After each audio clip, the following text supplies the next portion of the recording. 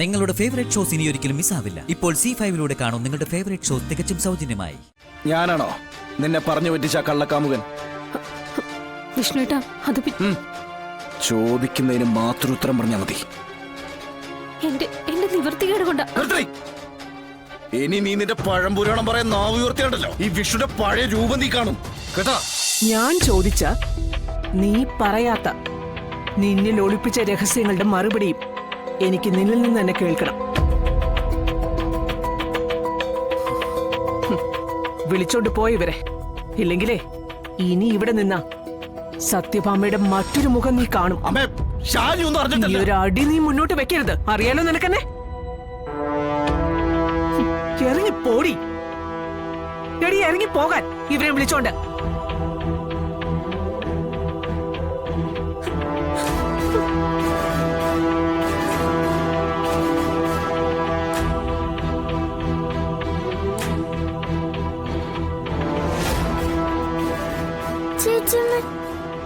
വേണ്ട മോളെ ശാലിനി,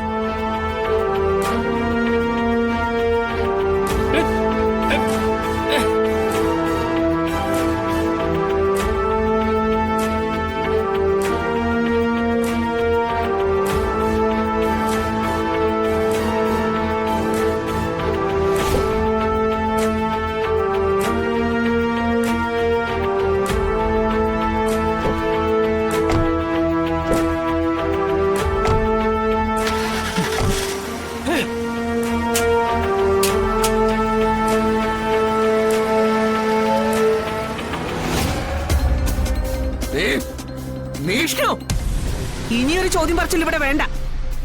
കാര്യങ്ങളെ ഞാൻ തീരുമാനിക്കും. നിന്റെ അമ്മ വാ കാർത്തികേ, നിർത്തടാ. വാ മോളെ, വരാൻ വാ.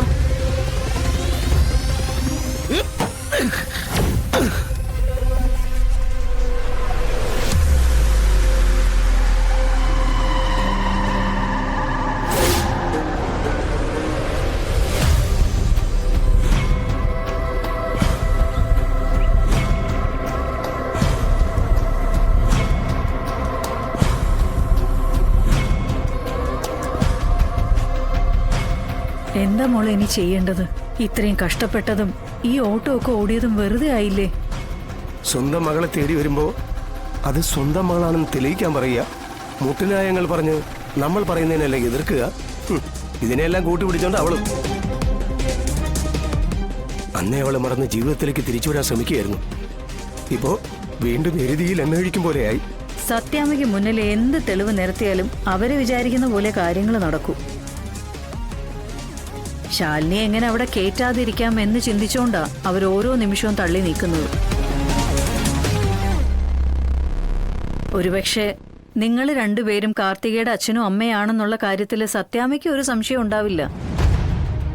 പിന്നെ സംശയമുണ്ടെന്ന് പറയുന്നതും തെളിവ് കാണിക്കണമെന്നൊക്കെ പറയുന്നതും ശാലിനിയോടുള്ള എതിർപ്പ് കൊണ്ട് മാത്രമാ. ഞങ്ങളുടെ മകൾ കാരണം നിങ്ങൾക്ക് കൂടി ഞങ്ങൾക്ക് ഞങ്ങളുടെ കുട്ടിയെ തിരിച്ചു കിട്ടുമോ മാഡം? തിരിച്ചു കിട്ടണമെന്ന് തന്നെയാണ് ഞങ്ങളും ആഗ്രഹിക്കുന്നത്. പക്ഷെ നിങ്ങളോടൊപ്പം പോരണമെന്നുള്ള ആഗ്രഹം കാർത്തികയ്ക്ക് ഇല്ലല്ലോ. ഉണ്ടെങ്കിൽ അവളുടെ കാമുകൻ വിഷ്ണു ആണെന്ന് പറയൂ. മേഡം പറ, ഞങ്ങൾ ഇനി എന്താ വേണ്ടത്? ഇപ്പൊ ആ വീട്ടിൽ നടന്നതെല്ലാം കാർത്തികയുടെ ആൾമാറാട്ടം ഉൾപ്പെടെ ഗംഭീര നാടകമാണെന്ന് സത്യാമ്മയ്ക്ക് ബോധ്യപ്പെടണം. അങ്ങനെ പെട്ടെന്നൊന്നും നമുക്ക് മുന്നിൽ പിടിതരുന്ന കൂട്ടത്തിലല്ല അവര്. നല്ലൊരു സോളിഡ് പ്രൂഫ് അവർക്ക് മുന്നിൽ കാണിക്കണം.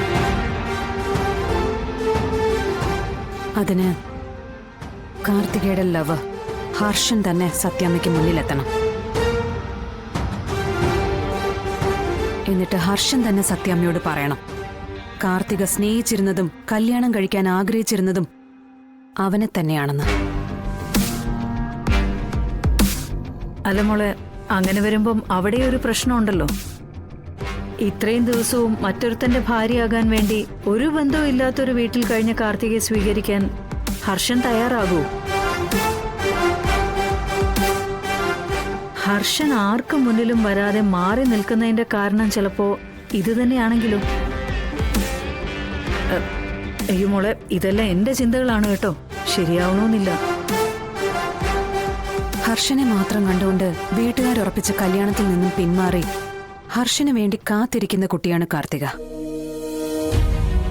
പക്ഷേ ഇപ്പോഴത്തെ കാർത്തികയുടെ ഈ മനസ്സ് മാറ്റത്തിൽ എന്തോ ഒരു കാരണമുണ്ട്. ചെറുപ്പം മുതലേ അവളുടെ സ്വഭാവം അത് തന്നെയാ. ആരോടെങ്കിലും വാശി തോന്നിയാ പിന്നെ അവരെ തകർക്കാൻ വേണ്ടി എന്തരുതാത്തതും കാണിക്കും. സ്വന്തം മാതാപിതാക്കളെ പോലും തള്ളിപ്പറയാമെങ്കിൽ സ്നേഹിച്ച ആളെ തള്ളിപ്പറയാനാണോ വിഷമം? ഞങ്ങൾ അവിടെ കണ്ടത് ഞങ്ങളുടെ കാർത്തിക മോളെയല്ല, അവൾ ഒരുപാട് മാറിപ്പോയി.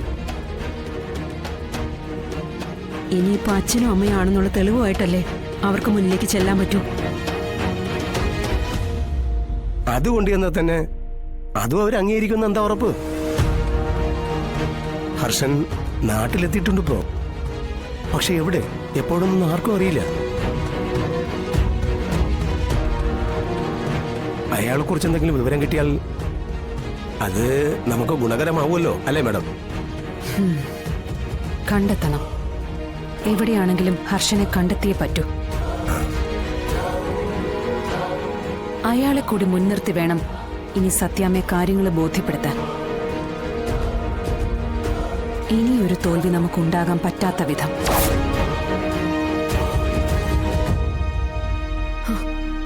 തൽക്കാലം രക്ഷപ്പെട്ടു. പക്ഷെ ഇനി വിഷ്ണുവേട്ടന്റെ മുന്നിൽ എങ്ങനെ ചെല്ലും? ആ, സത്യമ്മ കൂടെ ഉണ്ടല്ലോ, പിടിച്ചു കയറാൻ അത് തന്നെ രക്ഷ.